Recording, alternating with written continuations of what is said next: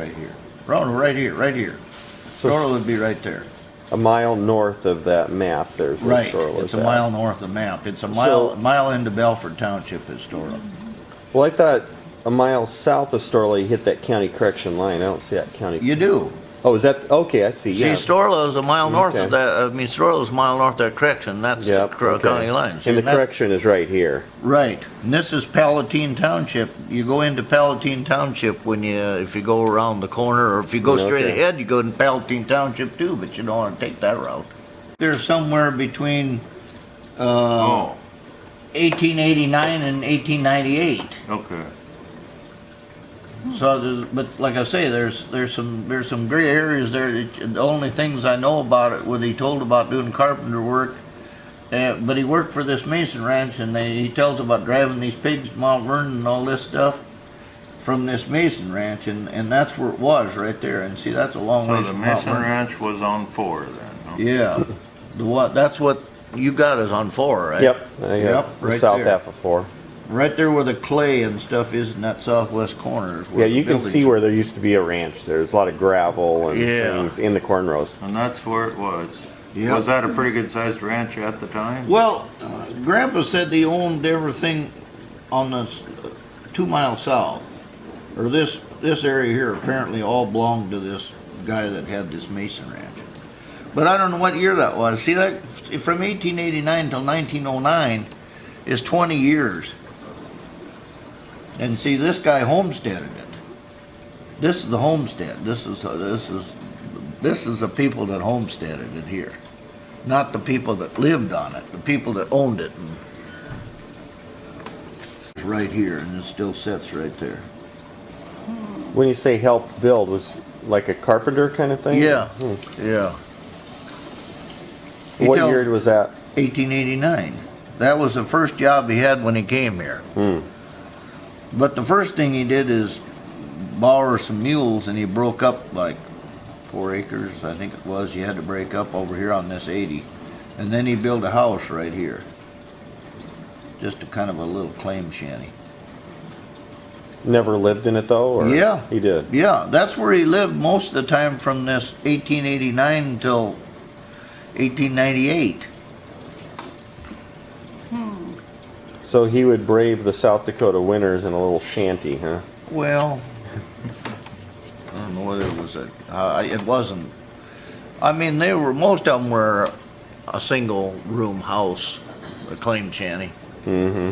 Had a few curtains around, and that was about it. Yeah, I'm sure. Yeah, I'm sure. But anyway, there's his name. You can see. I got proof.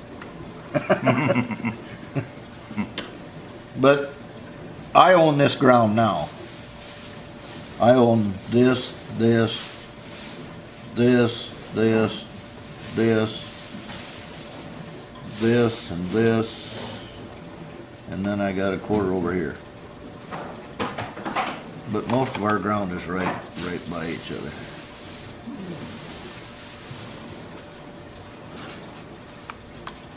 But that's how in the parade, you know, we had the parade. Grandpa had this plow, and that plow there was a tree growing up through it. And he told me one time when, of course, you know, I wasn't very old when he was telling me this stuff, but that's the plow he borrowed from Kelsey To break that up. Yeah, that's one that's sitting by our yard pole. It's just a walking plow. Yeah. But Oh, he you put got some that kind one, of yeah, he that put some kind of a mark on it. No? And I've looked for that mark different times. He showed me that mark, and it's on there someplace, but you know, it's been sitting around and rusted, and then I pulled it out of there and painted it all up so it looked like a new plow, but actually it was awful rusty when I started it. But I don't have a map of this deal out west. I don't know what that was in Firesteel Township, wasn't it? I don't know. A lot of guys died. A lot of guys came back. You know, they went back to Norway, or they went back. They didn't stay here. So about half the land that was homesteaded the first time never was owned by the people 5 years after they done it. And that was 1880 and 1881 kind of time frame? Yeah, that was when most of it was homesteaded. But then, see, he was here in 1889, which was like 7 years after the homestead deal was closed. But then they had a re-homestead in 1889. And so that's some of the reason land he had to be here before the 1st of May of 1889. Here is the big book on Aurora and Gerald Anson. Oh, that's one of those deals. You can find, So somebody had homesteaded that land before him then? Yeah, yeah. So he was the second go around He because was the first second guy, go-around. the First guy didn't fulfill his obligation. that's an awful good book there. Yeah, I've got one of Davis and one of Hanson. And I wished I had one of Sandburn. This has got Sandburn in it? Yeah. This is Sandburn, Aurora Gerald Sandburn. Yeah, this is a good book. He left Norway in 1884 when he was 14, and then they went to France with furniture. And then they got in a storm and they lost 2 of the ships. His was the only ship that made it. And then they loaded it up with spices and went to China. But they had to go all the way around, you know, to get to China. You go around They didn't South Africa. Right, they had to go all the way around South Africa, so that took a long time. And then they loaded up with silk. You know, China had with yes. silk deals, and they loaded up with silk fabric and took to London. And then they loaded it up with spices in London. England, they was at London, but I don't think it was at London, England, where they loaded up the spices. And they loaded up the spices and went to New York. But anyway, when he was in London, he got his permit to come to the United States. See, you had to put in for a sponsor, and Kelsey was his sponsor, and Kelsey lived where I grew up. This kid Kelsey did. So he got his permit. You know, when you're out on sea and stuff, and it might have took 2 years for mail to catch up with him. You know? Yeah. And then they came to New York, and they unloaded this stuff, and then they loaded up farm equipment and to go to San Francisco. And he was already off the boat, but he had 6 months to go on his contract. And this was sometime in August or something like that of 88. And then he went around South America to get to San Francisco. And the wind was blowing so much down there, they went too close to land, and the wind didn't blow for several days, and it froze in. See, when you get along the ocean, there's certain spots where rivers flow out, like down New Orleans and stuff, it freezes because there's too much fresh water. Anyway, they froze in, I don't know how long. But anyway, he was off the boat in New York, but he got back on the boat again because the guy offered to buy his ticket to Mount Vernon if he stayed on the boat until he got to San Francisco, because when he got to San Francisco, he was going to find enough Chinese to man the boat to get back to Norway, because the Chinese wanted to go back home again. There was a lot of Chinese that went back and forth. What happened to my coffee? Merlin must be drinking. I think you're Yeah, drinking it. yeah. I never drank out of it, so. Huh. So then that's he the went- reason Grandpa came from San Francisco instead of New York. So how old was he then when he came here? Well, he'd have been 19. Because And he his had been- birthday was the 4th of March of 1870. And he got to April 5th, which is Calen's birthday, he got to Mount Vernon of 1889. So he was Well, it took him 6 years basically to get here from the time he left on the ship until he got on land to stay in the United States. And then what about Grandma? Where was she during that time? Well, she was like 10 years old, living in Norway. Oh. Grandma was 10 years younger than Grandpa. Oh. She was born in 1880. Isn't that what it says on there? Yeah, November 24th, 1880. Yeah. And Grandpa was born March 4th of 1870. Yep. Huh. Anyway, he got to Mount Vernon on the 5th of April of 1889, and Mount Vernon burnt down on the 4th of April of 1889. When he got to Mount Vernon, there was one house and a man on a horse. Man with 2 horses. That's all there was in Mount Vernon. And he was hoping that was the guy who was supposed to meet him. It was. And then they rode the horses. Well, it'd be 9 miles to our place. Goodness. What time of the day he got there, I have no idea. Because I'm sure it must have been daylight because there was no lights. I don't know when they got lights in some of these towns. Once he got to Mount Vernon, then where did he go? He went to our place, Oh, geez. out where the folks lived. Oh. That's where he went. That's where his sponsor was from. And then see the house. Well, see there was, like I say, there was 14 or 15 houses in Victor. But he lived in the house that the folks lived in. But it wasn't all part of it there then. Oh. It was built on several times. Oh, yeah.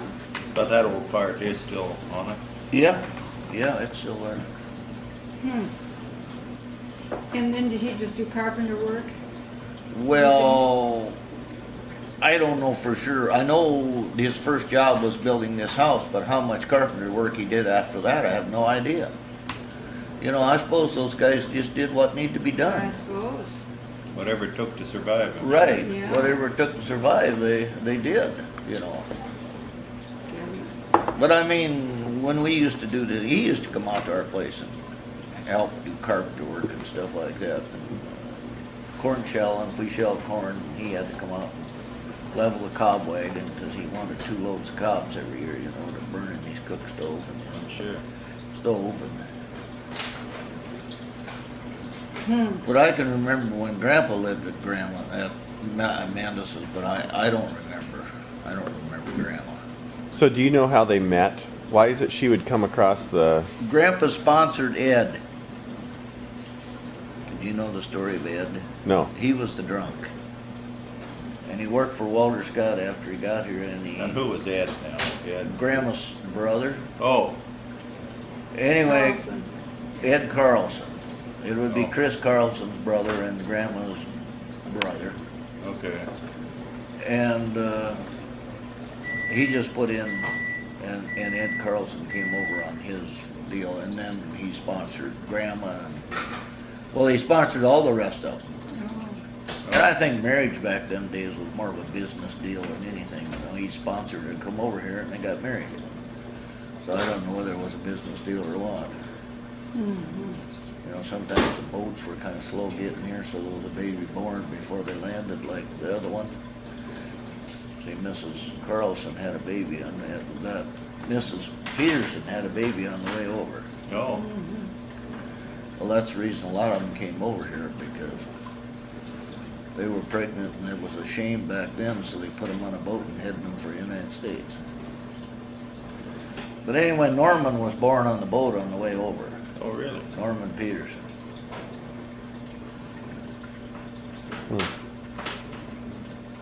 So he might not have even known her when he sponsored her? No. Well, he knew who she was because when he put in the sponsor, this Ed came, and Ed was her brother. Ed came before her. Oh, I see. You ever hear the stories about, you know, he worked for Walter Scott and he drove a stud horse around on a 2-wheel cart, No? went to different places for stud service, Huh. and then Walter would pay him a few bucks, and then he would go get a bottle and go over in Grandma's barn till it was gone and lay there till he sobered up, and then away he'd go with his horse again. No, I never heard all that. Yeah. Ended up in orphanages, but I heard, but Well, that's possible. don't know. But you know, to join the Merchant Marines and be gone from home at the age of 14, that's pretty Yeah. young. Yeah, something had to be almost wrong. Yeah, but You know, at 14, a lot of them went into the workforce at 14 too, you know, they were technically out of school. Yeah, Yeah. yeah. How much schooling Grandpa and Grandma ever had, I have no idea. Grandpa could write pretty good. So how did he get from San Francisco to Mount Vernon? By train? Train, yeah. So the train was already coming through by then, huh? Yeah. Oh yeah, that was 1848's when they connected the tracks together out there. Okay. Don't you know that story? What was the name of the story where they connected the tracks together? Boy, I don't know. The movie, you know, remember where they was like a mile apart and they had the contest to see who could drive the. Oh, I do remember They're that. the fastest, you know. Yeah, Mhm. I guess. And But those weren't going through South Dakota, were they? oh no, this was clear out in, I don't know where it was. It was way out west someplace. I'd heard in South Dakota the tracks only went through the state during the winter time because they put the tracks temporarily across the Missouri River when it would freeze. And they'd That take them could up in the be. summer. That's possible. That's possible. But see, we know they went across someplace in April in 1889. Mm-hmm. But see, the train came into Mount Vernon in 1881, which would be 8 years before that, and they built like 12 miles or 15 miles a year or so. But then they was building from the other way at the same time, you know. Yeah. This is my grandpa and grandma Fristad, married October 14th, 1898. Her name is Olevina, and his is R.R. Raynard. What's the other R stand for? I used to walk over to their place, and my grandma would play with me.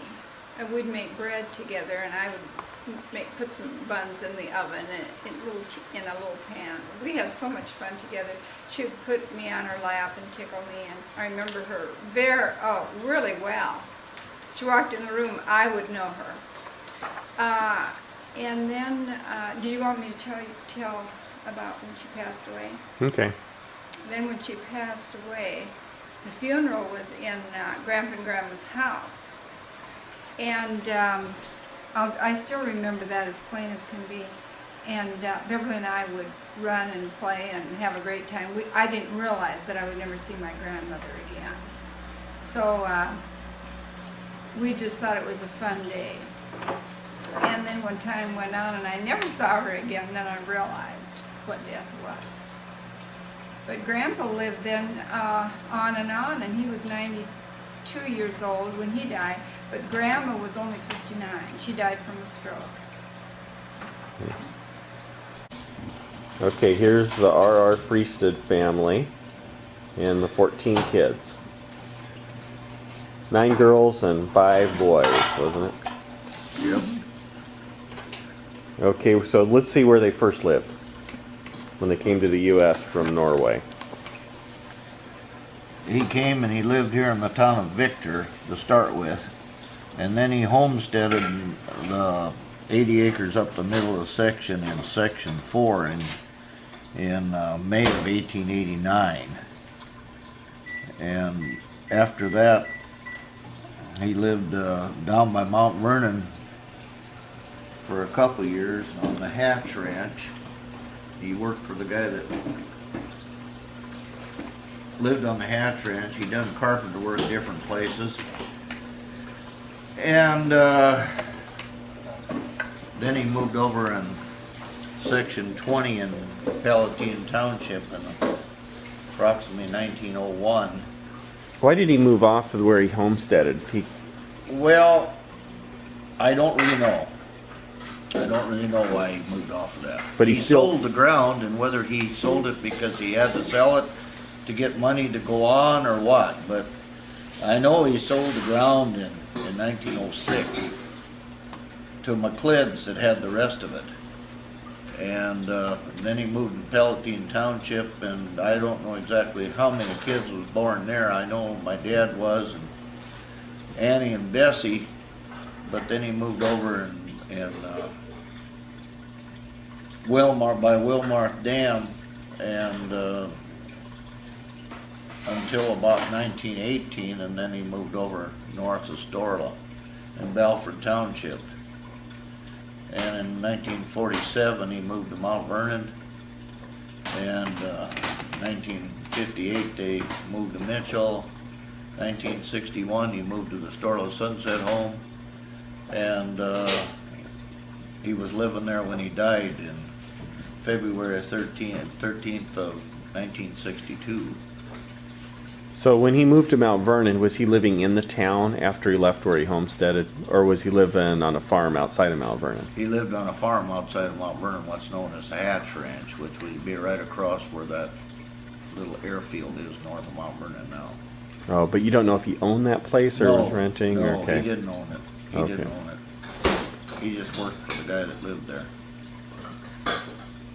And then he moved from there over to the Palatine Township, is that right? By Storla, kind of southwest of Storla. Right, right. And I would say they moved over there in about 1900. He moved over there after him and Grandma were married. So And he lived down on the Hatch Ranch when they got married. And Uncle Oscar was born when they worked on the Hatch Ranch. and they got married where? I have no idea. Does anybody Any know? idea? No, I don't. I'm sure it was in a house someplace. Mm-hmm. Wasn't very many churches then, around 1889. No. And then their first kid, Oscar, was born January 8th of 1900, huh? Right. And that was when they lived down by Mount Vernon when he was working on the Hatch Ranch. And sometime between then and 1905, I would say, he worked on the Mason Ranch, which would be southwest of Storla, and he told about driving pigs to Mount Vernon to market, which is quite a drive for pigs. Said they weighed 70 pounds when they got there. I don't know what they weighed when they left. How many they lost on the way. Yeah. So when he was or homesteading, you said he lived in like a little one-room shanty there. Right, one-room claim shanty. Hmm. Two things you had to have on a claim shanty. You had to have a place to prepare meals, and you had to have a bedroom. You had to sleep on your land. Yeah, you'd think it'd get cold in them little shanties in the wintertime in South Dakota, huh? I'm sure it was survival of the fittest. Well, I thought I wasn't going then. You'd be tougher, Yeah, or you wouldn't be here. that's right. And then when he moved out by Wilmarth Dam, did he buy land out there, or do you know? I don't know. And how many years did they live out there? I don't know that either, because they lived there more than once. They moved over by Storla and they lost that, and they moved back out there, and then they moved back to Storla. So I don't know exactly how long they were there. When they moved back to Storla, did they move back to the same place again? Yes. Okay. Yes. And then from there went up to the place 4 miles north of Storla. No, that's the place they went to. Oh, I north of see. Storla. Okay. Not in Storla, north of Storla. Okay. Where Amanda's Norma lives now. And what year was that they moved to Mandus and Norma's place? Well, Amanda said he was the first one that was born there, and he was born in 1918, so it could have been early in 1918. It could be the year before, I don't know. But if they moved the year much before, then Eddie would have been the first one born there. So some of the stories are a little contrary, who was born where, and nobody knows exactly, you know. Birth certificates say Aurora County, but they don't say what section, they don't say what town, you know. They got the town, but they say Aurora County, they don't just, you know. Didn't have to be too specific back in those days. You didn't have to have fingerprints and all this stuff on your birth certificate. So Selma, Ida, Rosie, they were all born over by Wilmarth Dam then, I suppose. I would say so. And he was farming during that time when they were at Wilmarth Dam, or was he more of a handyman, or what did he do? No, he was farming. They were farming. But he did some carpentry work early on. Early he did, I know that. But whether he did later on, I don't know. So, My dad did a lot of carpenter work, and my dad learned it from Grandpa, so I know he done some carpenter work. Well, my dad helped build the barn on Mandus's after it blew away, so in 24? it blew away in 24, but I don't know exactly what year they built The it. start of the church parsonage. He helped build the Storla Church parsonage, and then when they went to build Trinity Church, why, my dad had to finish the parsonage, but how much was left, I don't know for sure. So what are some of the characteristics you remember? What are some of the qualities of your grandpa and grandma? You mentioned that he stuttered a lot. I don't remember Grandma at all because I was too young when she passed away. But Grandpa, he was at our place a lot, and when he was 85 years old, he could shock grain as good as a young guy could. And he was pretty strong for his age. He always had a big garden. He raised a lot of potatoes. And he plowed his garden with a fork. You know, he didn't hire a machine to come in. Dad went down there a couple times in later years and plowed his garden, but most generally he just used a fork to spade it up with, and he had a big garden. He had a big garden. And he'd give the produce a lot of times to the Oh yeah. different neighbors and relatives in Mount Vernon. And his brother-in-law lived in the same block, and they had a garden that was together, and they used to argue about who had the best garden. And it looked to me like Grandpa had the best garden, but I don't know. Rass's garden was so hid by weeds it was a little hard to tell. They used to fight and argue about who had the best garden. That was his brother-in-law, Rass Peterson. That's Gladys's father. Okay. So, and you said he used to whittle, and when he would talk a lot, so he could. Well, he had trouble with stuttering, and if he had something in his hand, even if he had a hammer in his hand or a pencil or anything, he could say a few words. But when we'd have family meetings, why, he'd have a coal bucket between his legs, and he'd have a little stick there, and he'd be whittling on this stick, and then if they asked him a question, he could answer them. But without something in his hand to occupy him, why, he couldn't say much. Did he speak with an accent? Yes. Not as much as some of them do, but he spoke with an accent. Not like Chris. Chris, you know, he'd swear he never left Norway. Yeah. He really had an accent, but Grandpa didn't have an accent like that. But you could tell he wasn't born in Davison County. Mm-hmm. He had an accent. Did he ever say anything about his mom? No, not to me, he didn't. So we don't know much about his mom in Norway, or. No, I don't remember him ever mentioning his mother. Now, when he lived in Mitchell, do you know where he lived there? Well, it was about 12, I think it was 1220 West 3rd, if I remember right. Is that house still there, do you know? It was the last time I was past there, it was still there. And did he own that, or was he just renting it? Yes, he owned it. Okay. And he lived there alone then? No, Bessie lived there with him. Oh, okay. See, all three of Bessie's kids were gone then. And Bessie and Grandpa moved to Mitchell. Well, it was Lowell that wanted to move to Mitchell after he got out of high school. It was kind of the reason they moved to Mitchell. How long? Were they there 2 years, did you say? They moved there in the fall of '58, and Bessie was there until after Grandpa died.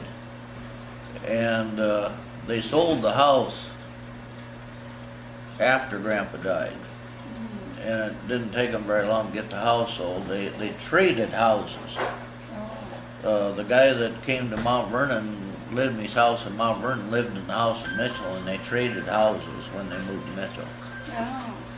But then after Grandpa died, they sold the house, and then I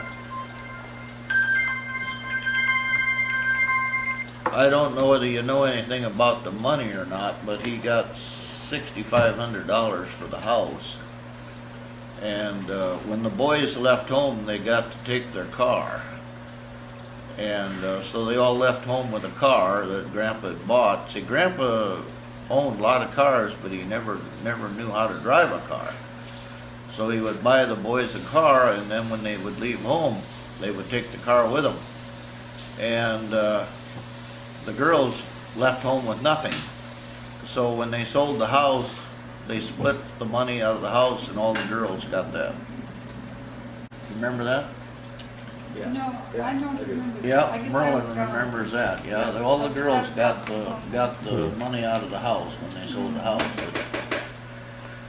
Which was, see, Grandpa's funeral was the 16th, and they sold the house, and then Bessie moved over by the apartment on the east side of Annie's on the first day of March. Oh, yes, I remember that. And Fritz and Alfred and Ernie and my dad and I and Amanda's didn't show up like usual. Anyway, we moved Bessie over there on the 1st of March, and it was like 37 below zero. My dad told me to go out and start the truck when I get home from town, so I made sure I got home from town quite late. Started the truck so it'd start the next morning. I officiated a basketball game the night before, so.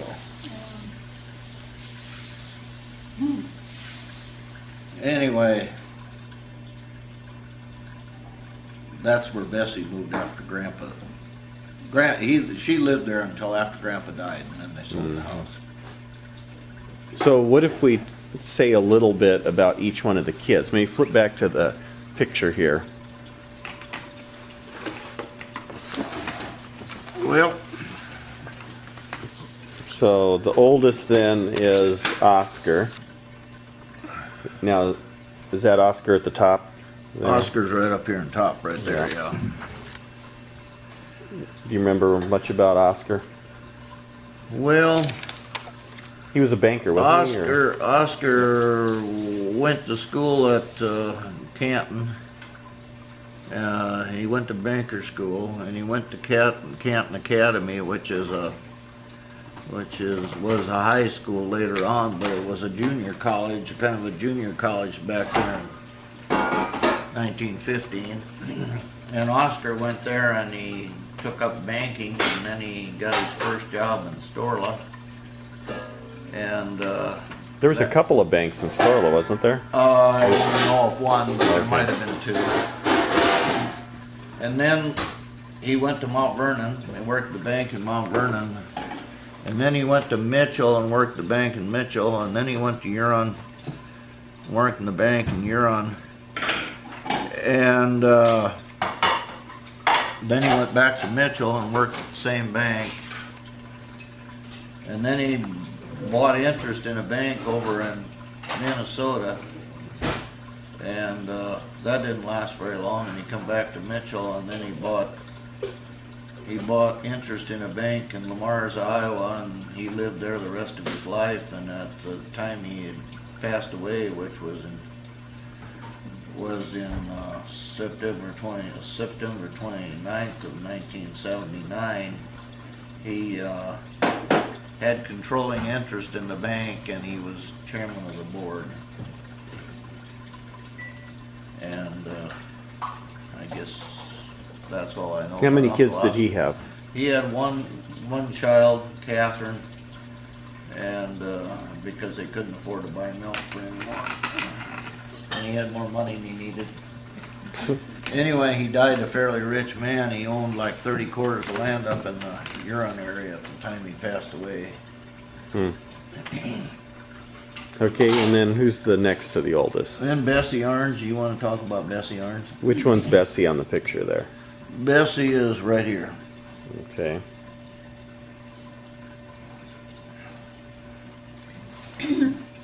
I can remember Bessie pretty well because her daughter Beverly was my age, and we used to have a lot of fun together. I remember when she lived out by Starla. It would be 3 miles north of Starla. No, it was 1 mile north of Starla. 1 mile north of Starla. This is before she had a divorce. She was married to John Arns, and they had the 2 boys and 1 girl, Dale, Lowell, and Beverly. So I would go over there every once.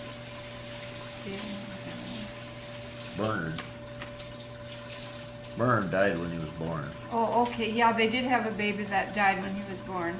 I didn't know his name was Bernard, though. Yeah. Well, he's got a gravestone over in the cemetery. Oh, does he? Yeah, they just put it up the last few years. Well, it might not be Bernard. It might be Bernard, or Yeah. I don't know exactly how they pronounce it. Mandus's middle name was Bernard or Bernard. They called it Bernard. It was spelled the same as Bern. So Bessie died in 1968, and she was living in the Starla area at the time.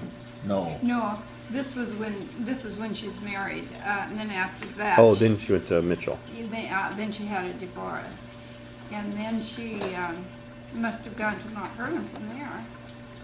Grandpa bought the house in Mount Vernon when Mandus got married, and then she moved to Mount Vernon and lived with Grandpa. But I remember she had asthma badly, and often she would be in bed for days, and she could hardly breathe. She always struggled for her breath, and was not healthy because of all these allergies. And people in those days didn't know, well, this is an allergy. They didn't know that. And medications weren't really that good in those days. So she ended up living a lot of years with her dad. Yes, she did. Yes. Okay. So, we're, How long was she married then?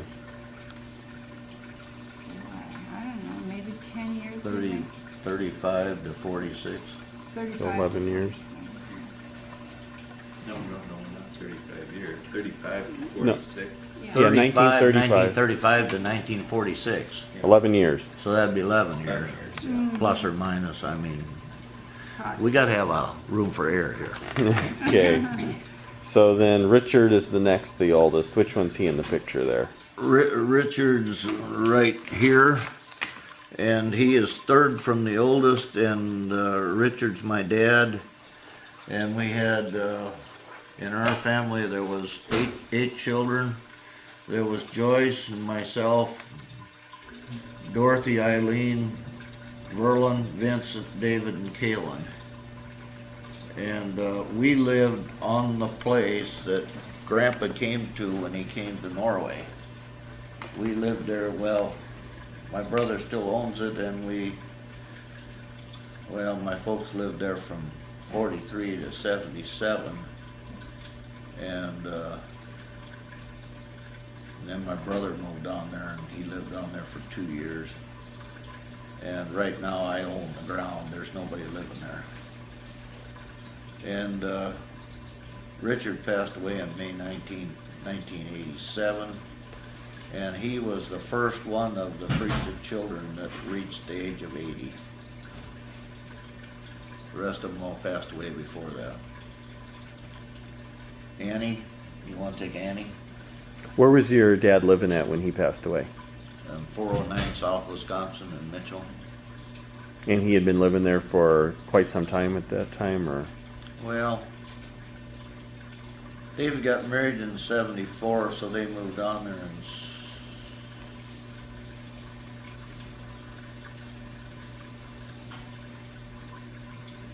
David got married in 74.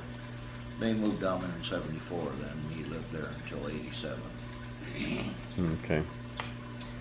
And was a farmer his whole life? Yep, that's all he knew how to do. Okay. And then the next one is Annie.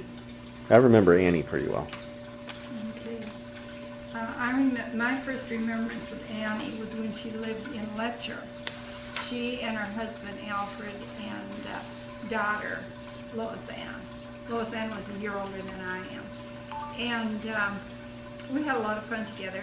Well, then they moved to Mitchell, and Annie's husband worked in a garage, repaired cars, and I guess all really that I can remember is that Lois and I used to play together. I can't remember a lot more about her, but then Alfred died of a heart attack in 1961, I believe. He died of a heart attack.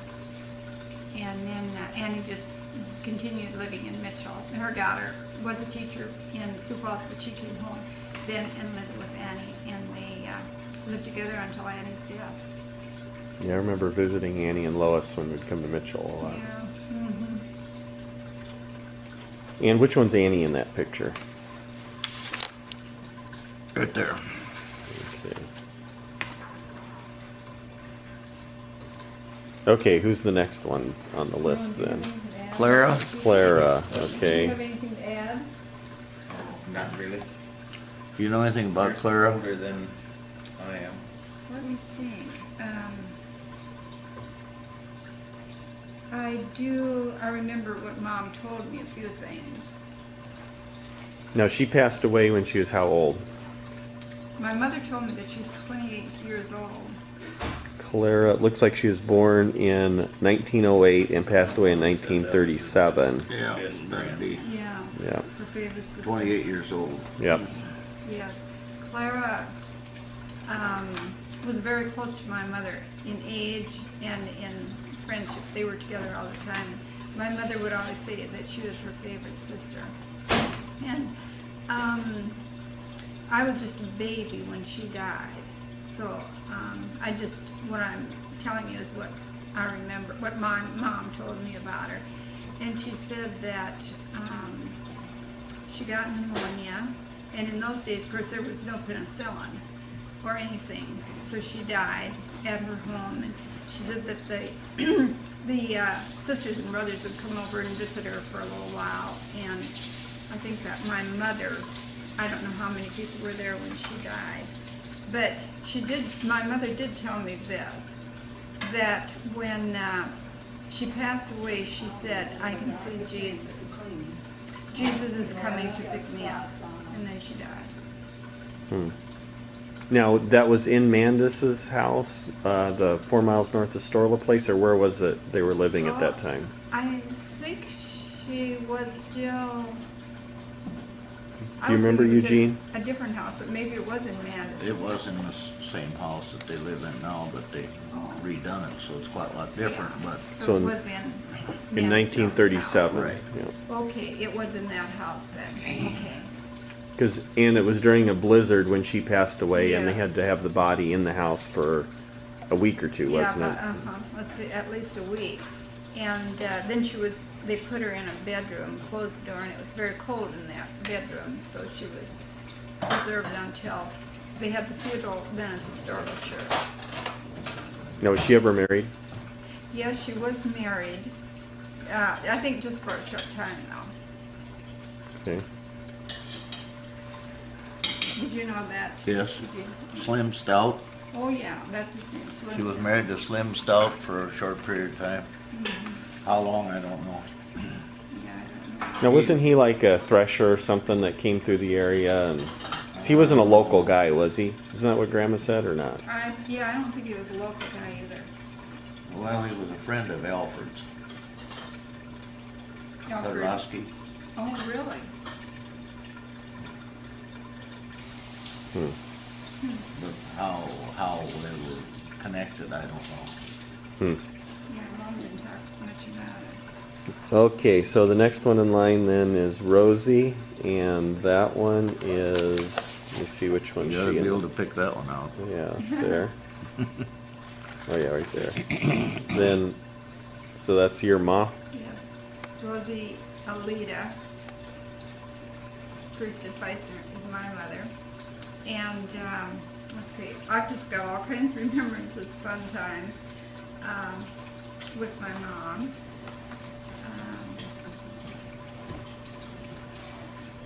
We lived, I can remember when we lived on the place right across from where Grandpa and Grandma Fristad were, where Kathleen and Archie lived for many years. We used to live there. Right, so it's just across the street from, still 4 miles north of Storla, across the street. Now, did they build that house then after they got married, or No, that was already it there? was built, a very tiny house. And didn't you live there with Alfred and Ida as well? Yes, We're in the we same lived house. with Alfred and Ida and Arlen Delvin, so there were us 3 kids. And then upstairs, there were 2 bedrooms. You'd go to the left, 1 bedroom, the left, right, 1 bedroom. And in this bedroom, Mom and Dad and I slept in the left one, and then in the right one, it was Alfred and Ida and the 2 boys, Arlen Delvin. How many years did you live there? Until I was in 1st grade. Okay, so when you were 6 or 7, somewhere in there probably. I was born in that house, and then we must, well, I could, 6 years or so, I was there. And then we moved to, That would have been like 43 or 44 kind of time frame you would have moved then. yes, To 43, moved to just west of the Twin Lakes there. Was that 8 miles north of Storla then? 7 miles north of Storla. and then we lived there, and Merlin was born there, when we lived there. And then we got another house and moved it on the same farm, and then Alfred, Ida, and Arlen Dowd moved in that house, and then it was just Dad and Mom, Merlin, and I in this other house. And that house was there when you moved there, or did? Yes, it was there. And I can remember fixing that because it was really a mess. Oh, we had to paint and we had to clean it up. It was just a terrible mess, and I remember that. And also, when I was I started school then that year, and my room was very cold because we didn't have heat upstairs. And the window was broken, so there's a little piece out of the window, and it was way below 0 and snowing. But I had my room all to myself, and that was the first time that I'd had my own room, so I was pretty excited. And I remember one of the first nights I slept there, why some of the snow came in on the floor. And I got up that morning and I climbed in with bed with Mom and Dad. Oh, Mom says, I was so worried that you might freeze to death. Oh, I said, no, I've never slept so good. I was so warm, and it was the most wonderful night of my life. I had my own room. And so that was exciting. And they lived there most of their life until towards the end moved a mile north and 3/4 of a mile west of there. That place is bought for $12.50 an acre. Huh. Wow. So, yeah, that's what. And then when Merlin was born, I remember June the 14th, that Dad and Mom went to the hospital. And of course, I was just stayed home with Ida and Alfred. They were still in that. I think we were still I can't remember if we were together when Merlin was born or not, but anyway, then... Yeah, you were together, yes. Okay, and then Dad called, and he wanted to talk to me on the telephone, and he said, well, we have a little boy. I said, well, whose brother is it? Is it mine or is it Arlen and Dalvin's? He never forgot that. He thought that was so funny. So that was in 44, huh? Yep, right. Okay, so who's next in line then on the list? Ida? Ida. Okay, and Ida's in the upper left there. Let's see. Ida's right there. Yep. You want to talk about her, Mom? Okay. So, because you almost grew up in the same house, like she was. Ida was like a second mother to me. Grew up in the same house, and she babysat for me, when my mom couldn't. And I remember her as being a person who would always make sure that she read her Bible every day, and she talked about the Lord a lot. My mom did too. We always had devotions. Every single night we had devotions and prayer.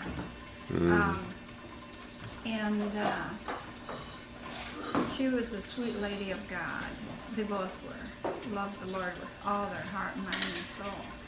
And I can remember getting some spankings from her once in a while. And it was usually Delvin, Arlen, and I, something that we did wrong, and she would spank one. Well, then the other two would try to keep her from spanking that one, so then she ended up spanking all three. So, but I remember we had a garden every single year, a huge garden, and Ida was always out in that garden working, and Arlen, Delvin, and I did too quite a bit, and Mom did whenever she could. But my mother had allergies, and she was just allergic to a lot of things outside, so she couldn't really be outside very much.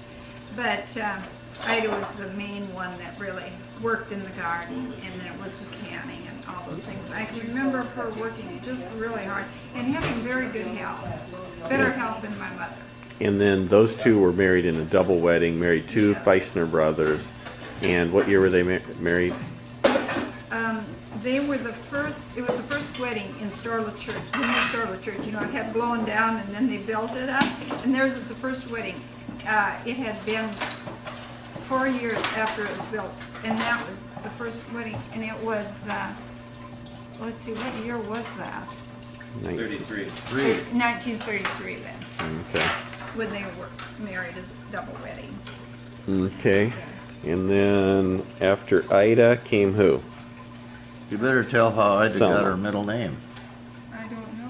You don't know? No. Ida Victoria. Ida was born the day the boat went down. The big ship, you know, that came from England. What was the name of that ship? Not the Titanic. Titanic. Really? She was born the day, and it was christened Victoria, was the Queen of England at that time.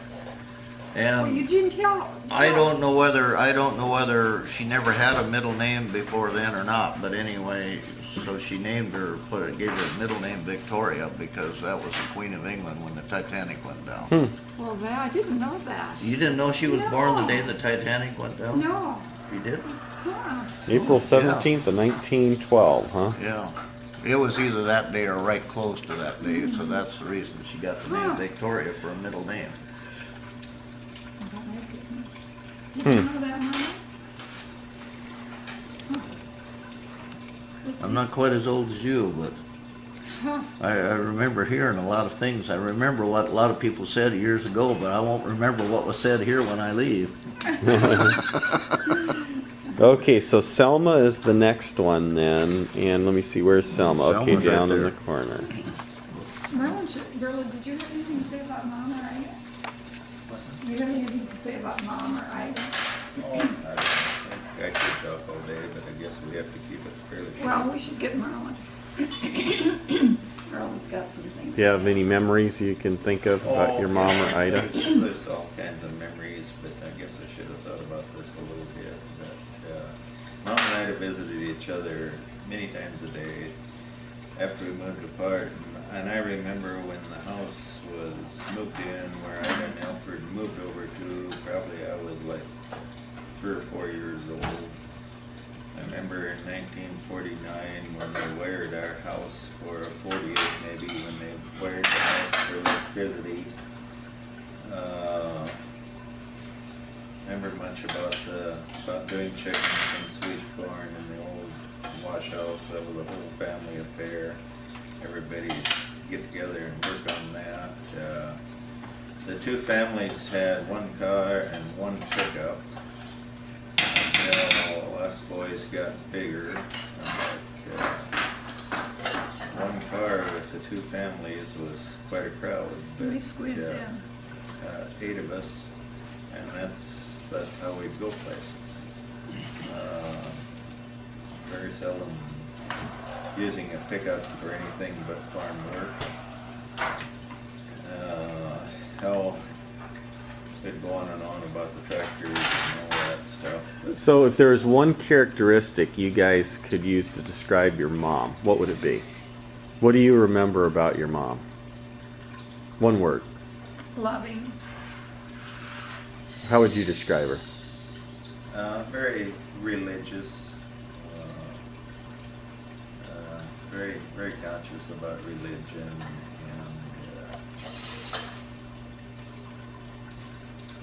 and that's probably. Okay. Okay, so the next one then, Selma. What do you remember about Selma? I remember quite a bit about Selma. She lived not too far from us. So it would be about 2 miles from us. And she and Ernie would come over a lot in the evenings. So growing up, they lived on that same house that I always remember them on. Yes, I can Okay. never remember them in any other house except that one. And they would come over almost every evening, and Dad, Ernie, and Alfred would go get repairs at night a lot. And then Selma would stay at our house and just visit with Mom and Ida and see us kids to bed and that kind of thing. But I will say this is something that happened that was really funny, and that was Merlin has probably a lot more to relate than I do, but I had gotten engaged to David this certain night. So then that next morning, I got up and I was going to show Mom and Dad the ring, and it didn't quite fit. It was a little bit small, so I put it in the china cabinet in a dish. Merlin maybe remembers this. Well, in the meantime, Merlin had gone to Selma and Ernie, and he wanted to show her the ring, so he just took the ring out and took it over to Selma and Ernie's to show them. And so when I got up, I said, Mom, you want to look at this ring again? But we looked in there, and the ring was gone. And Mom said right away, I bet you Merlin has it. And he did. She called Selma, and she said, oh, yeah, Selma says, we've seen the ring. Merlin brought it over. And Mom almost fainted. So it was back home in a hurry then. So she was married to Ernie, and again, that was the third brother of the Feistners, that the Yes. 3 sisters married 3 brothers, although that one wasn't a double wedding, No. part of that double wedding. Farmer, married to a farmer her whole life. Just a minute. You haven't even looked at it. Okay, the next one on the list then is Eddie. Which one's Eddie in that picture? Over here. According to the deal it is. Okay. I guess I could take Eddie. I don't think any of us ever remember Eddie living at home. Do you remember Eddie No. living at home? No. You know, he left in 1941 and we was like 4 years old. Yeah. So. And he left and went to Minneapolis and went to Dunwoody Institute and became a machinist. And then he was drafted into the service, and he married Alverna, and they had 4 kids, Heidi and Paul and what was his name? Enid and Shirley. Yeah. And he lived around the Minneapolis area all his life. He worked in Minneapolis. He worked at Honeywell. Do you remember any other place he worked in Minneapolis? This was after he got discharged from the service. And I don't remember, he died in 2000. And Lived in Minneapolis pretty much his whole life. in the Minneapolis area. Yeah. He lived in Cambridge. Was the town they lived in, and I know he farmed. He farmed and worked in Minneapolis about half his life, and the other half he just worked in Minneapolis and built houses in his spare time. And I guess he was probably the first one that was cremated of the brothers and sisters. And I know Agnes was so disappointed when she got there because she thought she was going to see him again, and she didn't. Hmm. So, Amandus was born what year? Mandus was born in 1918, November 16, 1918. He supposedly was the first one born on the place 4 miles north of Storla, the place he lived all the rest of his life. He died in the house up there October 22nd, 2000. And we happened to be in Woonsock at a funeral home, and at the time we got the call that he had passed away. And Mandus, well, Mandus was strong as an ox. He always thought there was nothing too heavy to lift. So if it was heavy, if the jack wasn't heavier than that, why he'd lift it. He could lift a lot of stuff. He was a strong man. And he was about, I don't know, 28 or 9 years old when he got married. He had 5 kids.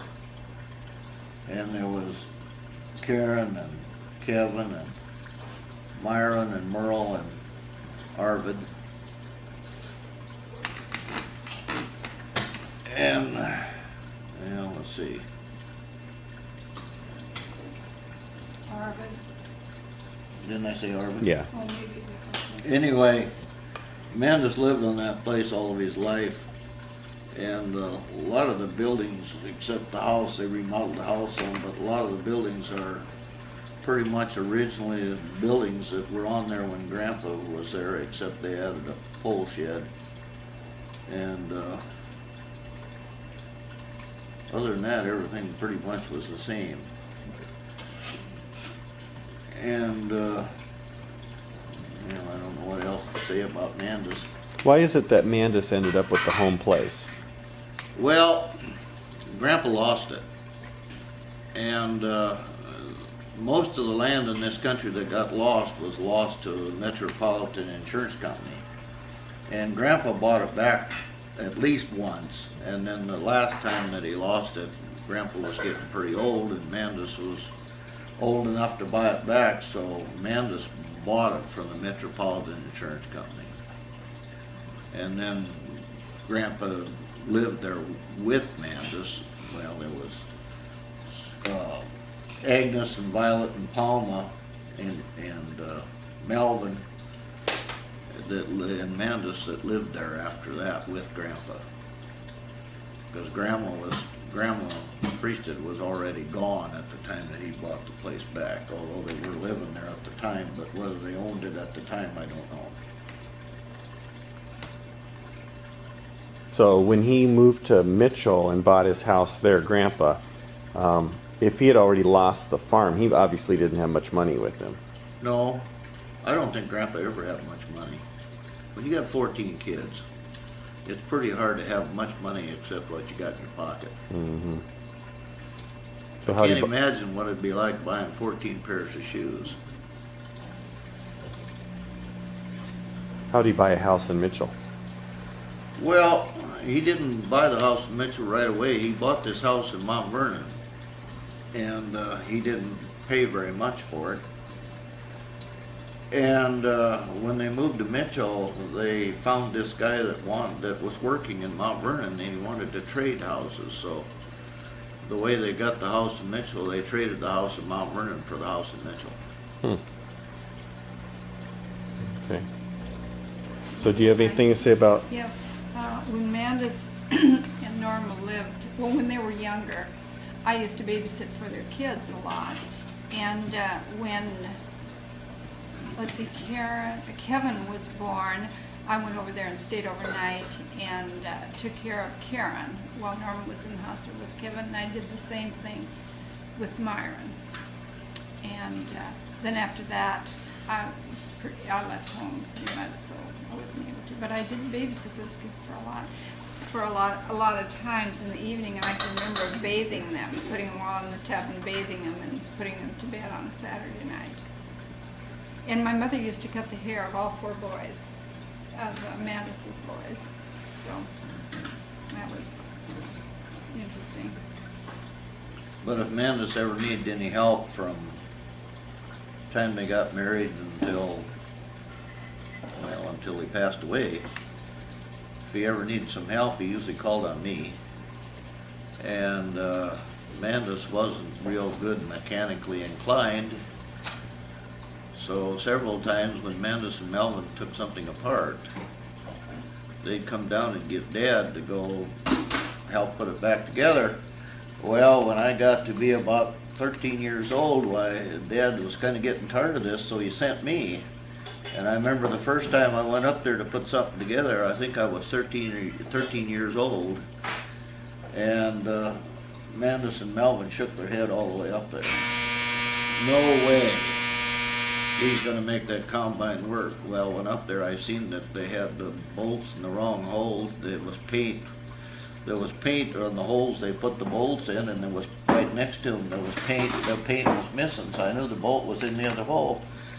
So I switched the bolts and put them in the other hole, and it worked like a top. And that was the worst thing I ever did in my life. After that, they knew I could fix it, so if there's something they couldn't get back together again, I got called every time. Seemed like I was always up there putting something together. Okay, who's next after Mandus? Palma. Okay, which one's Palma in the picture? Palma is right here. Okay. You want to take Palma? Okay, I've got an interesting incident about Palma. I used to, walk across the road to Grandpa and Grandma's house, and Palma, I remember as a young girl, before she was married. She lived there for, I don't know how many years. But I do remember the day,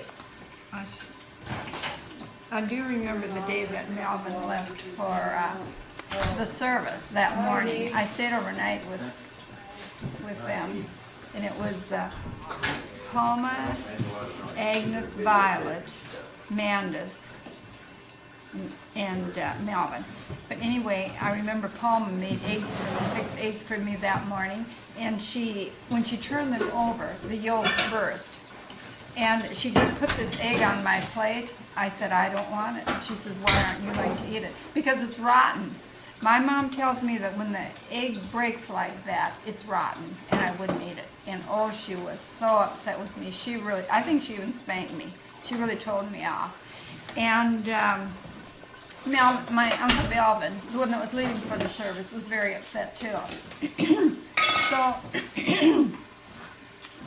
it was a morning that I do remember Palma really well, because she was pretty upset with me. But otherwise, she was a sweet lady. Did she get married? Yes, she married George Lundberg, and then they moved to Minnesota. And that's where she lived most of her life then? Yes, where she lived. And they had 3 sons, Stephen, Wayne, and Joel. Okay. There. Okay. That's Melvin. He was born what year? 1921. 1921. April Okay. 10th. What do you remember about Melvin? Who wants to talk about him? Well, I could talk all day about Melvin.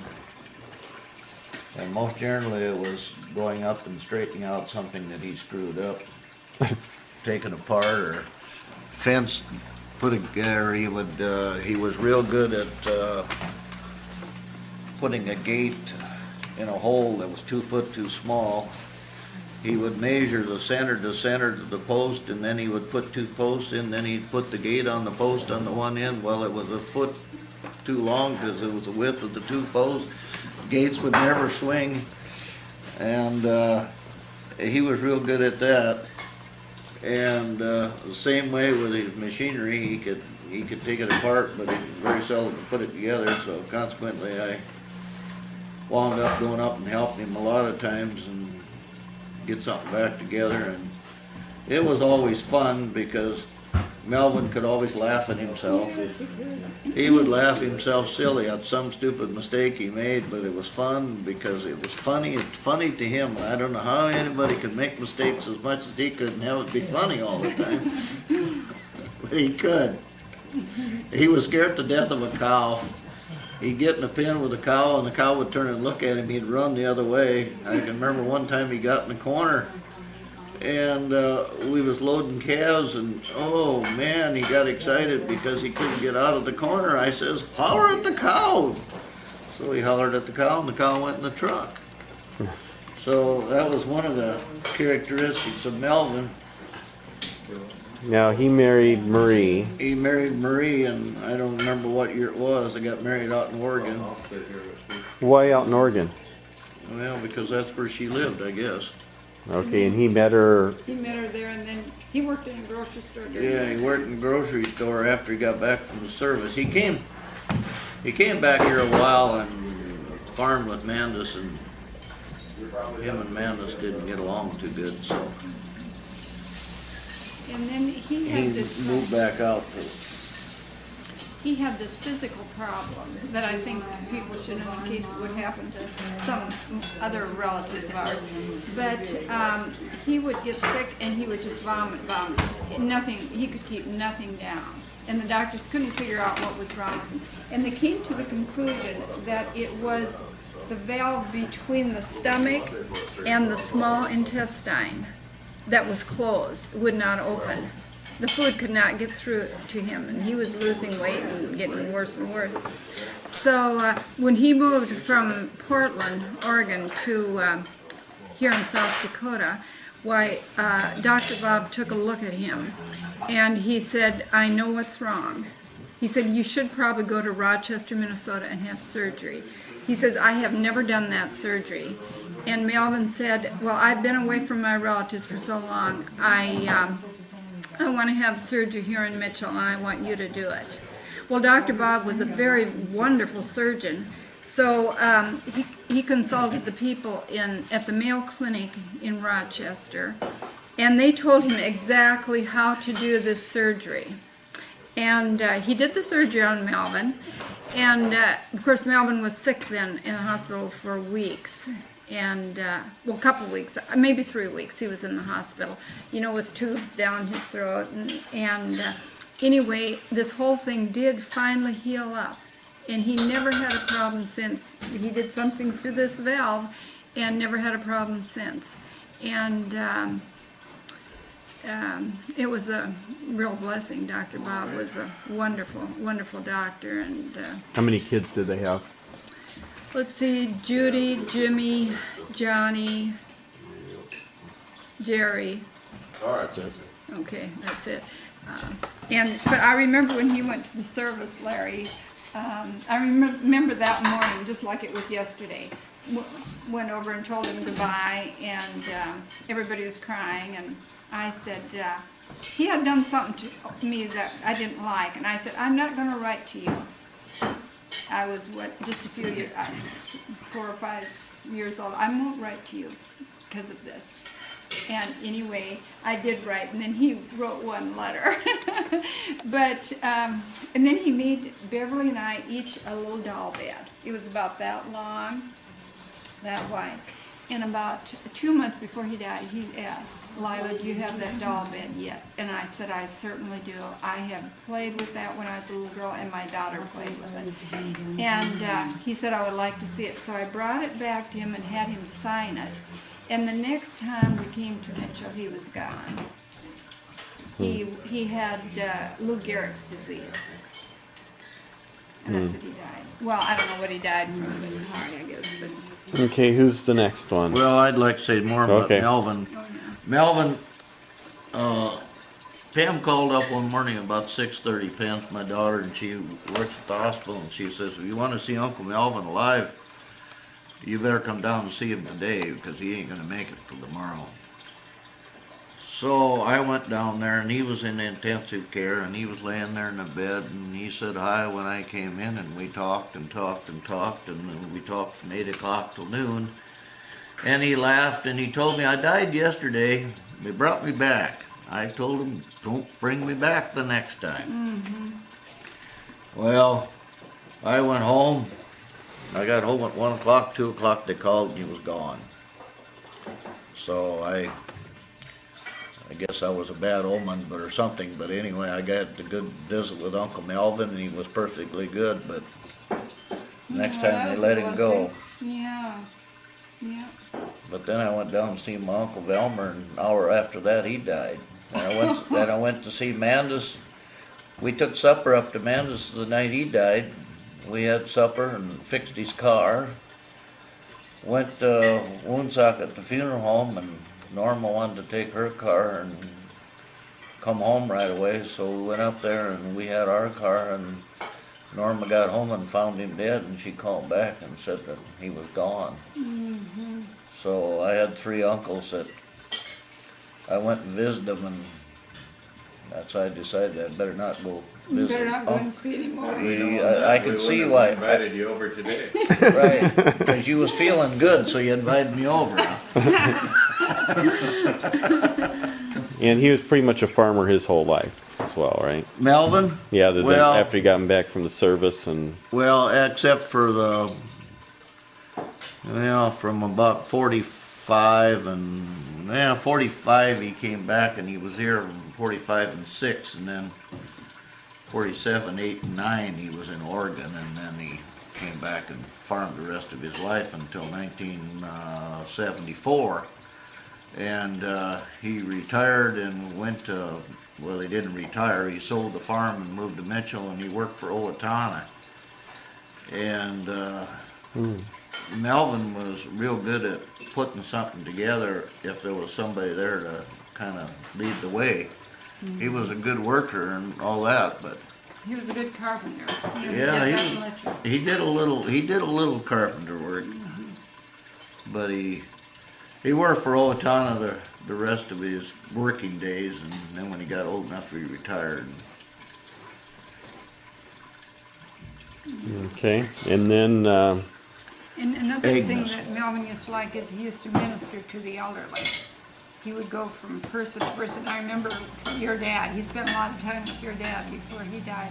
And Well, he spent a lot of time with my dad, period. They'd go fishing, and I know they had to be doing something illegal because they came home with 2 blame many fish. I think they should have been arrested. And he would, he enjoyed his life when he went to Mitchell and retired there. I think that was probably some of the best of his years. Agnes. You want Agnes? Let's see, I'm trying to think of Agnes. Agnes and Elmer Peters lived in Stickney, I think most of her life. And they had, let's see, Wenton, Denise, Jeff, Tim. that one more. Mark, Denise. Oh, Mark. How many? Forgot Mark. Oh, Mark, yeah, we forgot Mark. Okay, and Merlin probably knows something about Agnes. Go ahead. Did they farm pretty much their whole life down by Stickney? Yes, they did. Yep. And I remember Mom and Ida, Selma, and I would go there for, like at noon a lot, and for meals, and stay the whole day and just spend time with her. And well, then we did Night Pilot. We had a good time, fun time doing that. I can't remember that. Special things about her, I guess. Anything special. Uncle Elmer used to tell a lot of hunting stories, and he could go on and on and on about hunting stories, and I think they had to be true because they were always the same. If he was lying about them, it wouldn't be the same, but the stories all come out the same every time, so I think he was telling the truth. She was a good cook. I know that. One thing I remember about Elmer is he came by and picked me up one time just to take me out and show me the reservation. We drove out to, I don't even know what reservation it was, but he wanted to show me, the Indians and how they lived and stuff like that. And so he spent the day driving in his car. Didn't you and Debbie, was Debbie I along? think Debbie was there too, yeah. And he got acquainted with you too, Larry, and he just thought Debbie and Larry were tops. He would always ask me about what you were doing, and he just loved you guys because he really got acquainted with you in the car that day.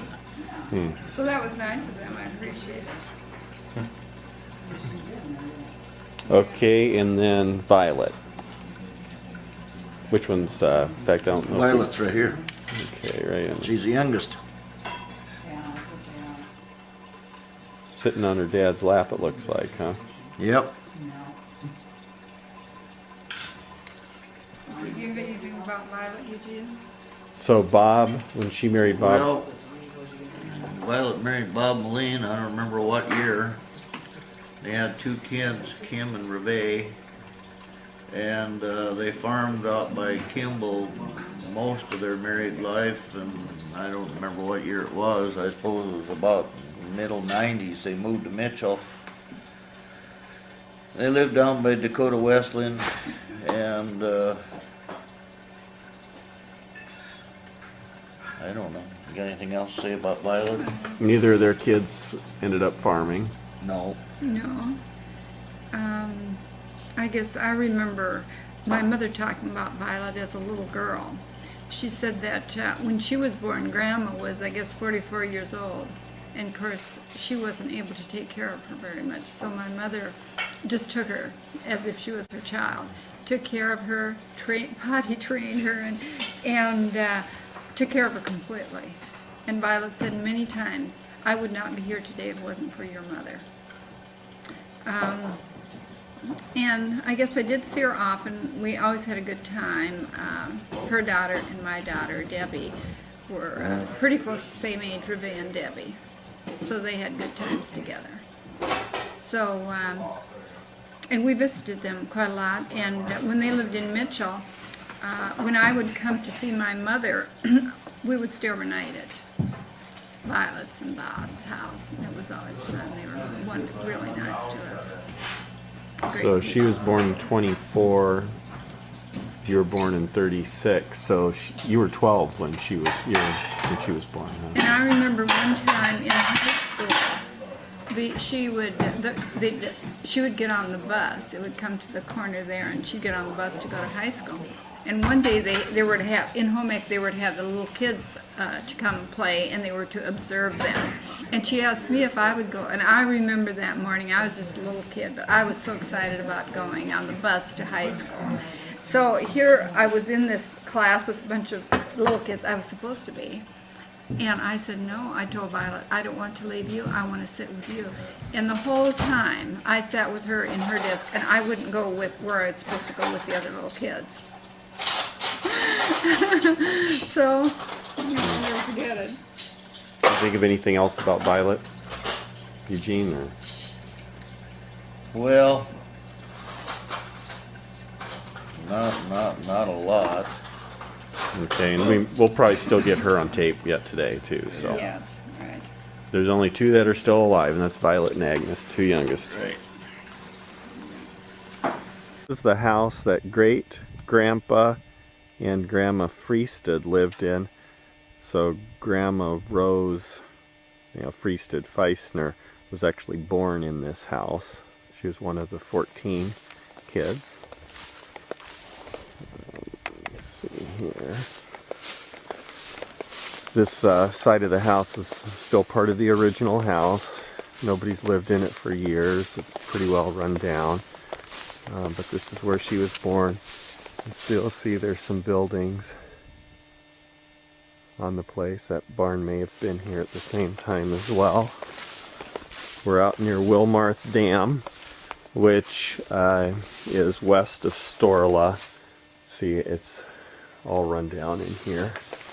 But a lot of these walls are probably still original. You can see this used to be the outside of the house that they built a little shelter on here.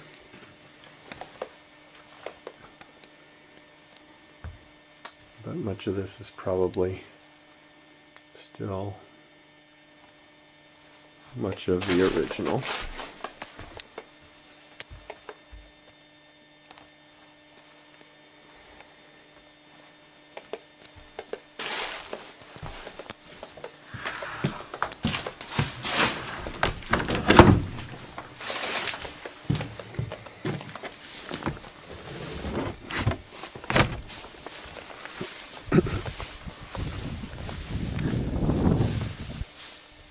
I won't be here much longer.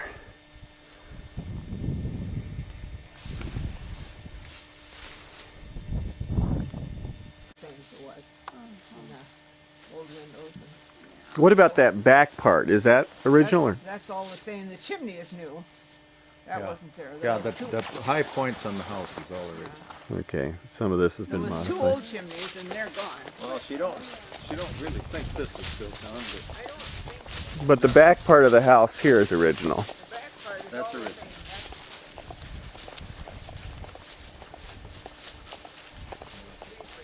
I don't mind the leaves, although I try to keep them so they don't kill the grass. But when they get those corn leaves this long, that's So this is where Grandma, Great Grandma, and Great Grandpa Fristad lived most of their life. This is where a lot of the kids were born, and where my Grandma Rose grew up most of her life. remember the old cave, Lila? The old what? Cave. Oh, yes, I sure do. Playing that when you were a little girl? Yeah, I did. Eldie made a new door for it like 2 years ago. And then don't you suppose when my little great-grandchildren, Tammy, Yeah, the buildings here are still original from when Grandpa or Great Grandpa Fristad and Great Grandma Fristad lived here. So this little building here, that portion of the granary there is still original, not that little attachment.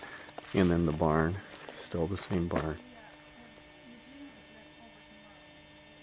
So Grandpa Fristad, Great Grandpa Fristad worked many hours, I'm sure, in these buildings. I got my book out, one of my books. I've got so much stuff, and I swear. This one she took for me, gave it to me. Oh, And boy. they're identical too. Not quite. Not quite. Not quite. This is where Archie and Kathleen used to live, and this is the house that my mom, Lila Thompson, was born in, and where Grandma Rose and Ida and their families lived for several years. Okay, this is the foundation of the house where Great Grandma and Grandpa Fristad lived just after homesteading, and then this is in Palatine Township. We're a couple miles west and 4 miles or so south of Storla here. You can see some bricks from an old chimney down there. Quite a few of the old rocks that they used to use for the foundation of the house. And then you can see that there's some old rundown buildings. It's sprinkling a little bit out here right now. Old rundown buildings. I don't know if those are original buildings or not, but I would imagine they're probably of about that same era. An old pipe from a chimney. Some concrete. Okay, this is my Aunt Agnes Peters. And she was going to, She's the second to the youngest second to the youngest. of the 14. You aren't taking my Of picture, are 14, you? Oh, yeah. Yes, of 14 children. Okay, tell us some things that you remember about your mom and dad. What are their names? Well, my mom's name was Olevina Carlson. And then, of course, Fristad after she got married. Then my dad's name was Reinerdson. You know how to spell that? No. R-E-I-N-E-R-T. Reinerdson. Fristad. Yeah. Did they call him RR? They called him Pete. Oh, Pete. Pete was his middle name. I don't know who started that, but that's what So they... he really had 4 names. Reinerdson, Pete.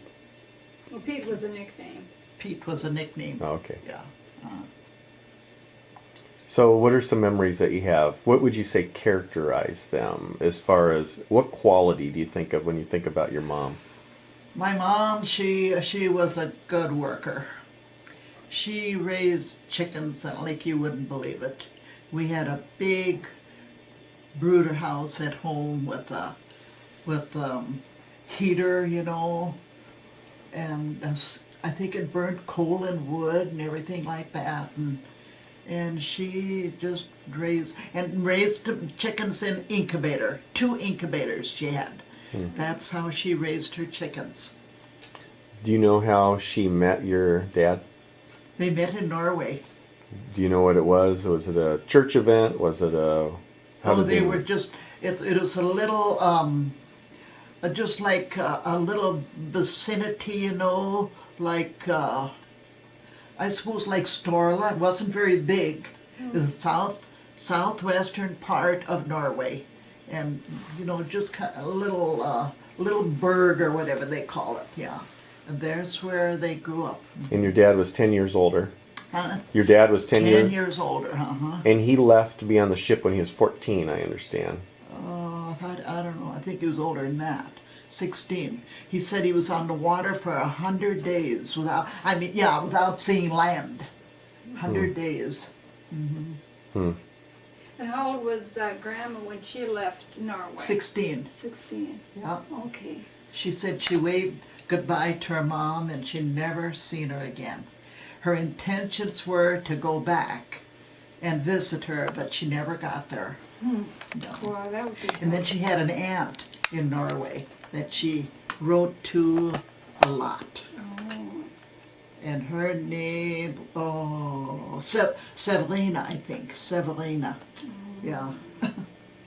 Did she ever write to her mother and father? Her mother, I think, died. Her dad stayed with us. Oh. Yeah, he came from Norway and he stayed at our house. Okay. He said he didn't care if there was a lot of little kids there, didn't bother him at all. He didn't want to stay with over to Peterson's. Uh-huh. Well. And I remember him. Oh. I was 2 years old when I sat on his lap in the dining room at home. Wow. Yeah. So do you remember having devotions or anything in your house growing up? Oh, my mom had all the time after breakfast. She had a Bible that wide and that long or whatever, and about that thick. And And she read out of that? It's a Norwegian Bible. Oh. Whatever happened to that? Dad gave it to Violet. Oh, so she has it. No, Violet gave it to Kim. Okay. Oh. And there I don't know what happened to it. It was terrible, that's what it was. Should have kept that right here in Mitchell. Yes. I don't know what happened to him. So was she very affectionate? Was she really to herself? Was she talkative? Was she social? She was with the people she knew, but she wasn't much to go out. Because she didn't learn the American language too well. Dad did, Oh. but she didn't. She really liked to talk Norwegian all the time. Yeah. Did she take care of many of the kids, or did she expect the kids to take care of the other kids? I'm sure that the other kids did a lot of it. How old was she how old were you when she passed away? I think I was 16. So you remember it well. Oh, yeah. So where was her funeral? Starla. Yeah. I think it was the first day of April, I think. I thought it was in the home, in Grandma's Huh? house. I thought it was in Grandma's house.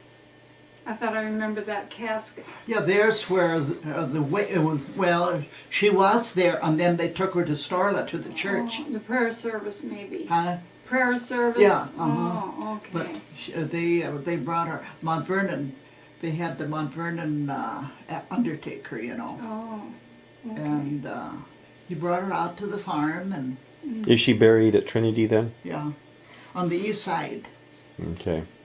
Yeah. What about your dad? What do you remember about him? Was he a stern disciplinarian? Was he did he hug the kids? How would he? No, not really.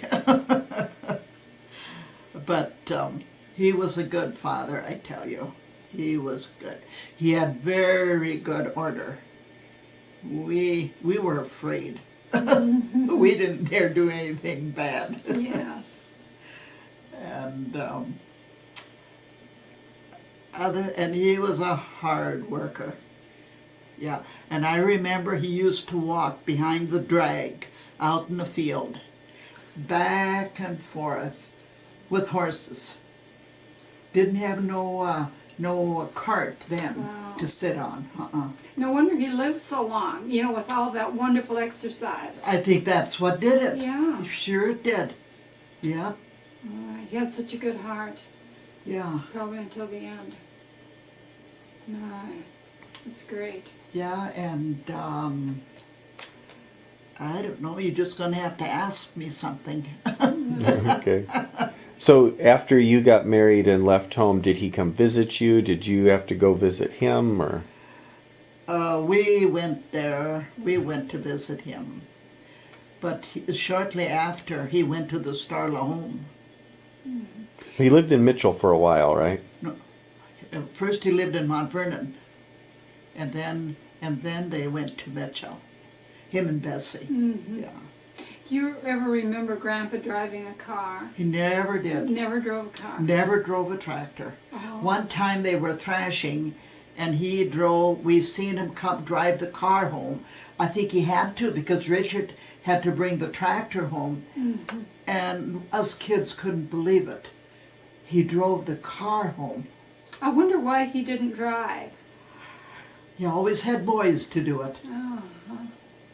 Wow, well, that's He interesting. Yeah. never drove a car. Huh. Well, that's interesting. And Was he very involved in the church? he went to church every Sunday. He set a very good example for his kids. Yeah, every Sunday. Even when he was in Mount Vernon. Oh. He walked to church every Sunday. To Salem Lutheran there, or where Yeah. did he go? Salem Lutheran, yeah. But at home, it was usually your mom who did the devotions and things like Yeah. that. At the table, breakfast table. She'd ask one of us to go and get that big Bible. It's in the other room, and she'd read it in Norwegian, and we all sat around the table, and she always had a nice long prayer in Norwegian. Wonderful. Yeah, Yes. she was a wonderful Christian woman. That's what my mother said too.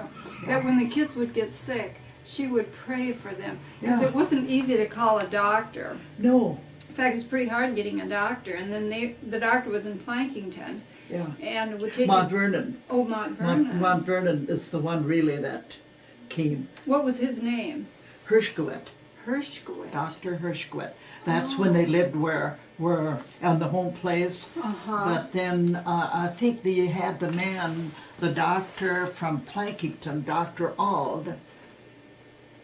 I don't know where they lived when they had him, Oh. but I know they had the Mount Vernon doctor when they lived north of Starla. Oh, yes. Yeah, she. But my mom said that she would pray for the kids, pray for that they would get well. Yeah, she And, did, and I think that's what made him well. And sometimes she'd pray all night. She said that. Yeah, for Mandus, you know, when he had rheumatic fever, they Yeah. thought he would die. Yeah. The doctor said he would die. And Mom said that her mother would be up praying all night. And then there was a neighbor lady that she would invite in and asked her if she would come and be up at night and pray for Mandus and just take turns. I wonder who that was. I don't know who that neighbor lady was, but she would walk over and pray too for Mandus. And Wonder who that could have been. I That don't could know. walk over. That was that close. I don't Maybe it was whoever lived in Bruce, Archie. maybe it was Maybe Bruce. so. Maybe so. And some of the older kids would pray too for Mandus, you know. And he came through it. Sometimes I wonder. Well, you know, the doctor thought he would die in I just know, a few weeks. It's awful sick. Yeah. And he came through it.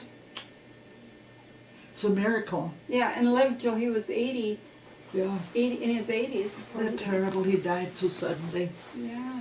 Norma had gone to Woonsocket. Mm-hmm. She took food to somebody. Somebody had died, I think. Oh. Wasn't it Mrs. Ruth Berg? She took some Maybe food so. to. When she come home, he was gone. Must have been a heart attack. I bet it was too. Yeah. Yeah. Say, and then he had heart surgery. Is this all?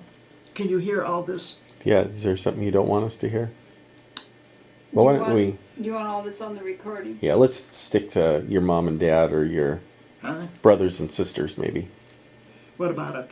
Your mom or dad, can you think of any other stories? Was there anything funny you can think of? Or what's a good memory that you have of time you spent with your mom or your dad? Like horse and buggy, do you remember that? Did Yeah, you? my Okay. dad, he would go to the sales with the horse and buggy, and then they gave sacks away then with, you know, luncheon. Yeah. And all us kids was always so eager to meet him to see if he brought a sack home. Oh. Yeah, and sure enough, Huh. he'd have one. It would take a long time to get to Mitchell and back, wouldn't it? Oh yeah. Go in the morning and come late at night. Come home late at night. Say, and then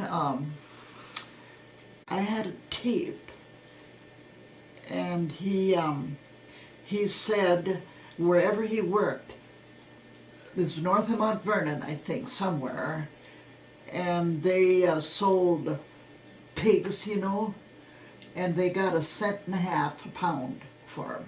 Oh. And they had to chase them, I don't know how many miles, chase the pigs I suppose to Mount Vernon.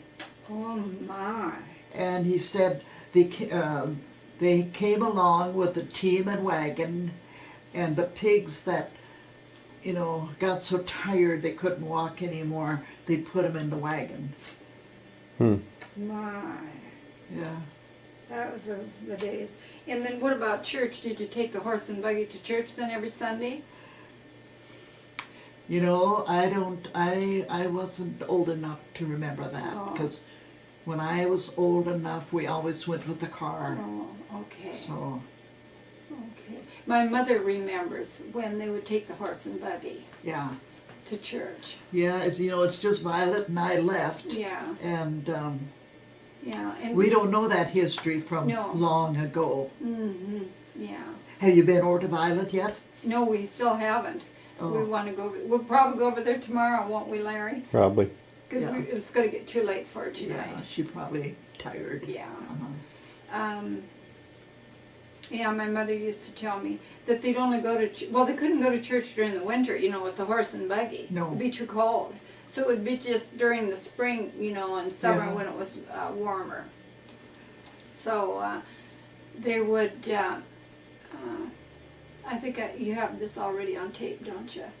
Probably. Yeah, You what? that they would get out when they were almost to the church, get out and change clothes in this culvert. Oh, I never heard that. Oh, change clothes in the culvert. Your mom said that. Yeah, and then they'd put all these white, beautiful starch clothes Oh. on, and they looked like little queens when they walked in the church. I wonder where that was. It's Starla then. Yeah, I Starla suppose. Church, yeah. Uh-huh. Yeah. Yeah, we, Was your mom a good cook? huh? Was your mom a good Oh, cook? she was a wonderful cook. She would make the best bacon powder biscuits, and she'd roll them out. She never dropped them, you know, in a pan like a lot of people do. She'd roll them out, and then she had a cookie cutter about that big, and she'd make beautiful biscuits. And I don't know what happened to them pans we had there at home. And she'd make pancakes out of buttermilk. We always churned, you know. Yeah. Had cream, Yeah. whipped Yeah. cream, and every kind Yeah. of. Yeah. Oh, and at Christmas Eve, it was such a treat. We'd get Jell-O with real whipped cream on, and bananas on there too. Yeah, What was your Christmas Eves like? My mother used to tell us. had always had rice Oh. Christmas Eve. I remember she made it in a roaster. She stuck it in the oven, and it was so good. And then she'd dish it up on our plates, and then she'd put a dab of butter in the middle, and cinnamon. Oh Yeah, my. that was every Christmas Eve, and lutefisk we had. Lutefisk. Did Yeah. you have lefse too? Yeah, she made. See, did I give you that recipe? Yeah, that lutefisk. Yeah, uh-huh. Yeah, you Yeah. might get some pointers there. Yeah, and what was the last one? The lefse. Yeah, lutefisk oh, lefse. yeah. She'd make them on top of the cook stove at home. My.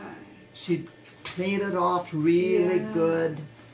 And then my dad, he made a little thing out of a yardstick with really pointed on the end and really flat. Stick it in under the lefse, turn them over. Oh. That I remember. Huh. Hmm. And what about guma, or whatever it was? Guma, yeah, guma. And Grandma made that too? Yeah. What was it, milk that you would boil and boil and boil? Wasn't She'd it? set it on the back of the stove. It would be there all day long until it got done. Did you Just did you kind add anything else with it? Yeah, I don't know. I remember my mother used to make it and it was so good. It's orange, turned out to be an orange color. Yeah. Your mom made it? Yes. What'd she make it out of? I can't remember now. But I was just a little girl, and then she quit making it for some reason. I remember her making the rice with the butter and cinnamon on it, though. Yeah. She'd Did make- your mom do that Yes, too? Oh, yeah. she did. Yeah. And then she'd take what was left over and put it in a pan and put lemon pudding on the top. And put lemon pudding on it? Yeah. Oh, yeah? Then we'd eat it cold like that. Yeah. Yeah. So, with your mom's parents, her mom died in Norway and she never saw her again, and her dad then eventually came to the U.S. He stayed with us. And did he ever learn English or just Norwegian? Jeepers, I don't know. I don't know about that. Okay, and how many years did he live with you? How old he was when he died? Yeah, how many years was it that he lived with you? Was he with you 10 years before he died, or? Well, I don't know. I can remember when he was there when I was 2, and I know he died upstairs. And our preacher was Mulberg, and he lived in Mount Vernon. He was a tall man, and he would come home, and he'd go upstairs, and they would have devotions up there. That's, I was so little, but I can remember that. Oh, it's a wonderful memory. Yeah, yeah. What about your mom when she passed away? Was it a sudden thing, or did you kind of expect it? Very sudden. She felt so good that afternoon. It was in April. I think it was the 1st of April. I have the obituary and everything. And she was, and we had little pigs, we're just getting little pigs, and I was with her. We walked around and looked at the little pigs here and there, and we came in, and then she always took a nap in the afternoon. And then supper was ready, and went in there and told her supper was ready, and she was gone. Who went in there to tell her that? I went in first, and I told her, I looked at her and I talked to her. She just lay there with her eyes open. She never said nothing. Oh. So That's your phone. it scared me. And then I went in there and I talked to her. I said, supper's ready. And she just laid there with her eyes open. She laid on her side and she never said nothing, and it scared me. So I went out and I told Violet, I said, you go in and tell her supper's ready. So Violet went in, and it's the same thing. And she come out so excited. She said, I don't know what she said, Mama's had a stroke or something. I don't know what she said, but she was gone. How old were you at that time? Huh? How old were you? I think I was 15. Violet was probably 13, right in there. Yeah. And so she hadn't been sick up to that point or anything? Well, she had high blood pressure, all the time, taking pills, Mm. But she felt good, Yeah. Then what about your dad passing away? How did that happen? Had he been sick? And He died in the hospital. He had surgery, remember, Huh? prostatectomy. I think he had surgery. Yeah, but he got over that. Oh, did he? Yeah. What was that for? Gallstones or kidney stones or what was it? Prostate. Oh, is that what your Yeah. mom said? Mhm. Yeah. Oh, And I remember it because Larry was 8 months old when he died. oh. And I came back for his funeral. Where'd you live then? We lived in Ames, Iowa. Oh my, that was a long ways Yeah, away. so I brought Debbie and Larry back. Yeah. Went to the funeral, and then I remember after the funeral, we were all invited over to Salma's. Yeah. And I remember Larry being just a little baby, and I had come home the day before, and I didn't sleep real good that night. Now, How did you come I can't remember whether that far? Yeah, I can't remember whether Dave caught a ride with somebody, or I'm not sure. But I remember I was tired, and then that night Larry only wanted me to hold him, and I was hoping that he would go to somebody else so that I could rest a little while, but he didn't. Was that over to Salva's?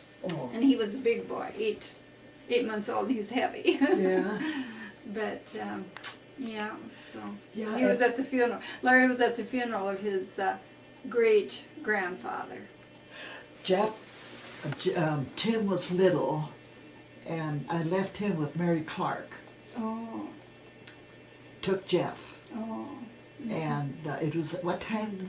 When was it? In March. March, I think. Yeah. And I didn't have really nothing, you know, that for Jeff to wear. Mm-hmm.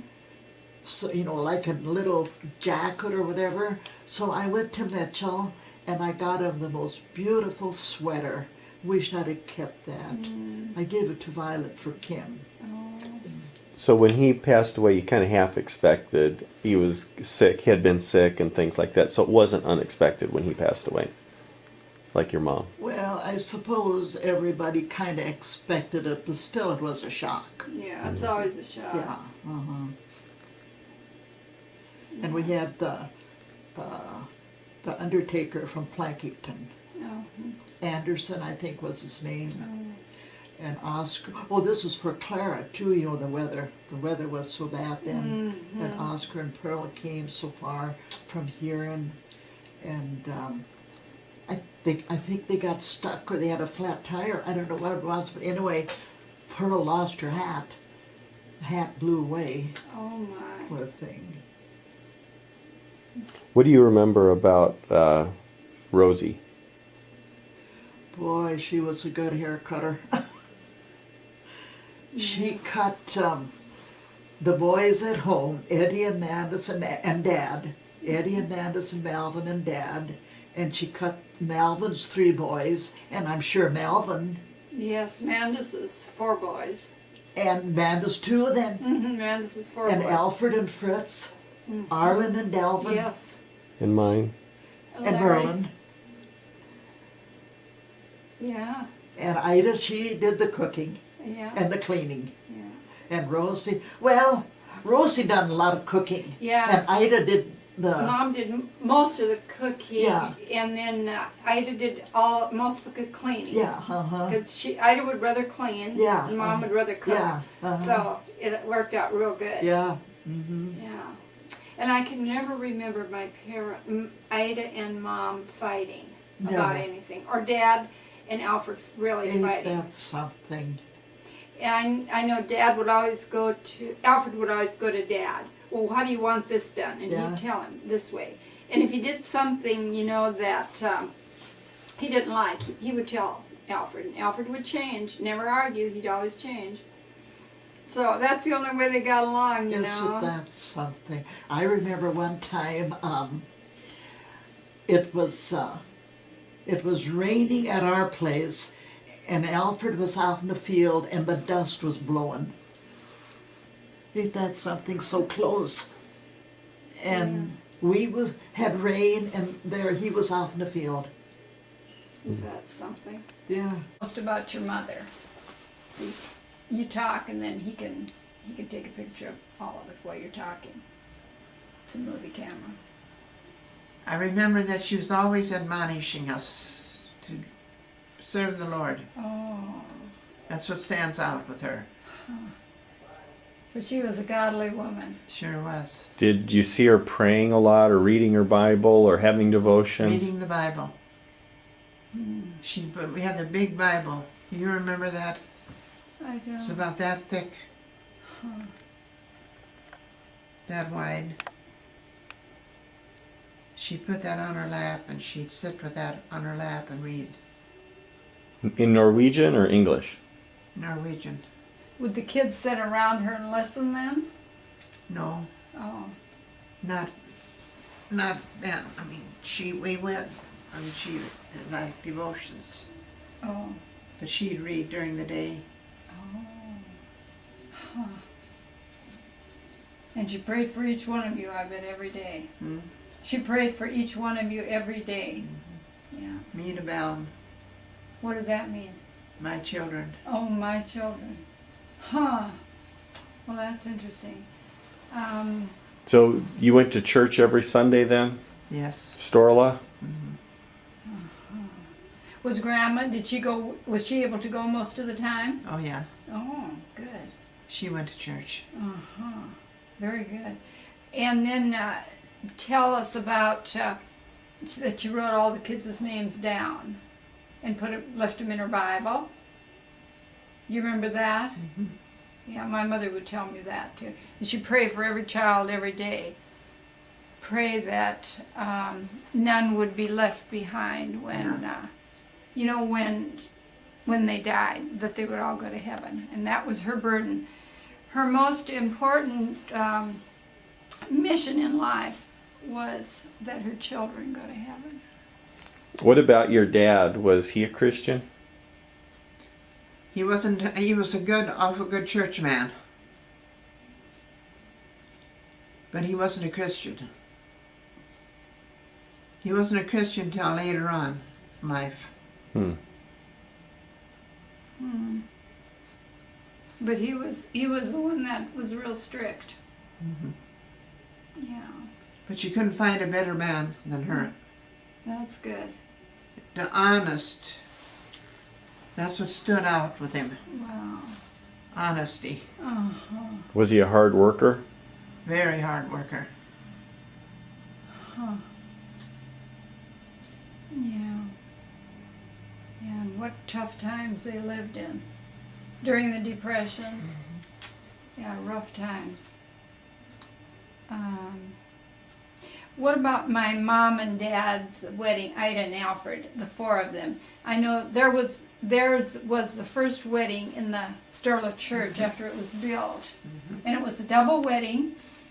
And after they were married, they went over to Violet's house where Grandpa and Grandma lived. And tell us a little bit about that.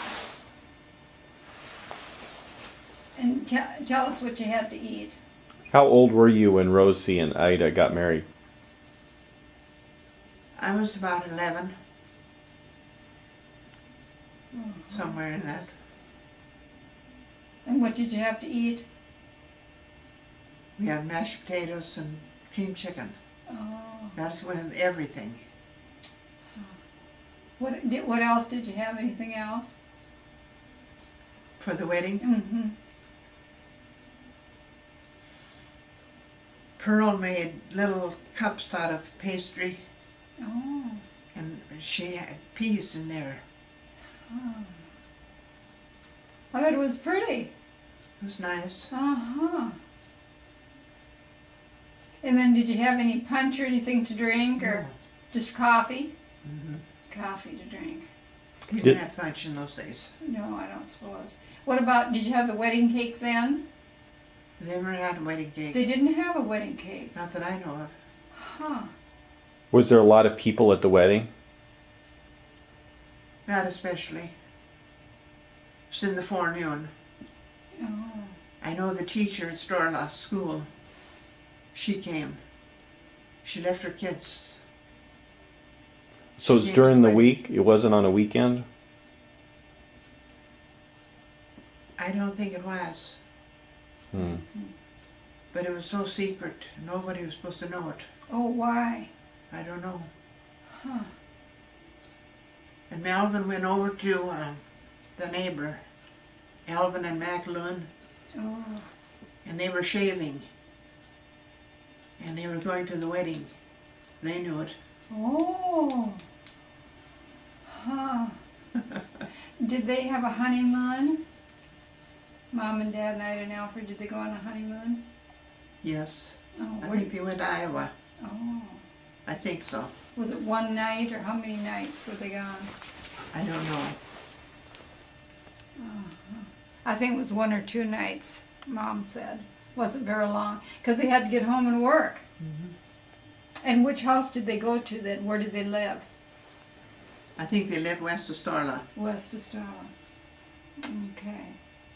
Yeah, and Dad and Alfred farmed. It's a hard life. But they made it. They got married when it was the worst. 32 or 3. Yeah. Goodness. Yeah, they were, I know that Mom talked about hard times a lot. What are some of your favorite memories growing up? The favorite things that you did, or, you know, with your parents, or like, did you ever get to go to Mitchell? Yes. I got to go more places because I was the youngest. Yeah. And you had a car by then? You had a car? Oh, yeah. Oh, so you didn't ever travel horse and buggy? No. Oh. Wow. Well, that was good. You had it real good then. Can you remember any incident about your brothers and sisters or your mom and dad? Anything that happened that was funny? Or, you know? Well, I remember one night they went to church and left us kids at home. Oh. And we all went to bed, put us to bed before they went. And after they had gone, Manus was the one, always the instigator. And he said, "We'll get up and we'll make some pudding, chocolate pudding." And I got up and I don't know, in the dark, I went downstairs in the dark. And they had the kitchen door closed, and Manus, Palma, one of them, was beating an egg. And I had a bowl on the chair, beating the egg. They made chocolate pudding. Well, did you have a flashlight so you could see? No, didn't have flashlights. Was it complete darkness? It was dark. How did the pudding turn out? Huh? How did the pudding taste? Oh, I don't, you can imagine, lumpy. And did you have the mess cleaned up when your grandma and grandpa, when your parents came home? Did I what? Did you have the mess cleaned up? Had you eaten it all? Well, when they saw the light come from the south, they poured water on the fire, put it out. And they come home and the house was full of smoke. Oh! And they came up and upstairs to see if we was all there.